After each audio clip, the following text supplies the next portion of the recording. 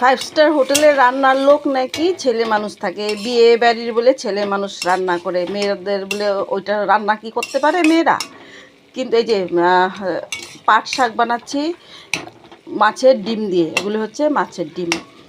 আর করব হলো, এখানে আছে গোলসা ট্যাংরা, এই যে গোলসা ট্যাংরা আছে, গোলসা ট্যাংরাগুলিকে বানাবো ঝিঙে, একটু কচি কচি ডাটা দিয়ে। আর এই যে ঝিঙে নিয়ে এসছে ডাটা, আর একটু আলু দিয়ে বানাবো। মাছের ডিম রেখেছি ভেজে, এগুলি খাবে। ওই যে পাট শাকের ঝোল হচ্ছে, মাছের ডিম দিয়ে পাট শাকের ঝোল করছি। তো ছেলে মানুষরা নাকি ফাইভ স্টার হোটেলের রান্নার লোক, এগুলি সব ছেলে মানুষ। কিন্তু ছেলেদের 2-3 জনের রান্নাটা করে দেখুক তো, টেস্ট করে ওরা করতে পারে নাকি।